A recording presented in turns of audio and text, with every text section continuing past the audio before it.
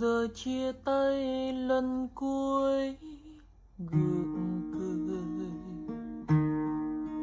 mà nghe tim đớn đau dạ dày. Quand le roi Charles III voyage, il se déplace les valises pleines de Tựa như một giấc domestiques. mơ trong đời. Sao còn La première visite officielle en France du nouveau roi d'Angleterre et de son épouse, du 26 au 29 mars 2023, va être un événement en France. Au programme, discours de Charles III au Sénat, recueillement sur la tombe du soldat inconnu, dîner d'État au château de Versailles. La reine consort Camille assistera au vernissage d'une exposition au Musée d'Orsay. Le couple royal se rendra à Paris et à Bordeaux.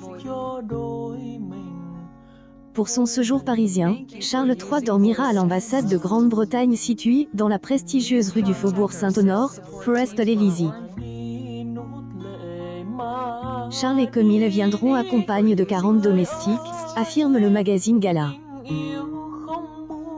Des valets et des majordomes au service exclusif de Sa Majesté.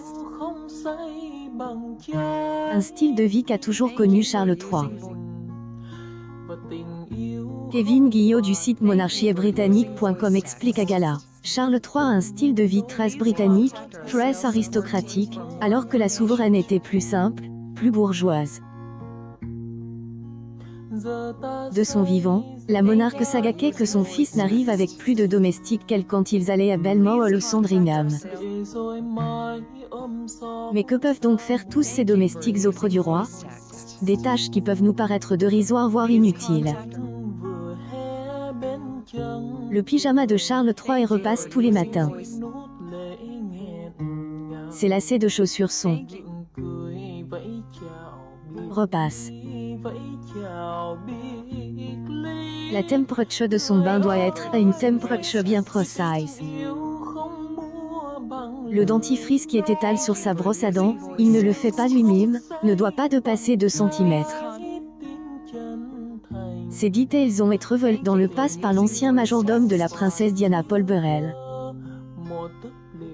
Un ancien valet de chambre du nom de Ken Stronach était chargé de laver les sous-vêtements du roi à la main. Un roi qui, pour son petit déjeuner, veut une cuillère en argent à un angle de 5 heures dans sa soucoupe, 3 boules de beurre froide et des toasts servis sur un plateau, jamais dans une assiette. Dans son livre The King, The Life of Charles III, l'auteur Christopher Anderson écrit que Charles III est un des souverains les plus excentriques que la Grande-Bretagne ait jamais eu. C'est peu de le dire.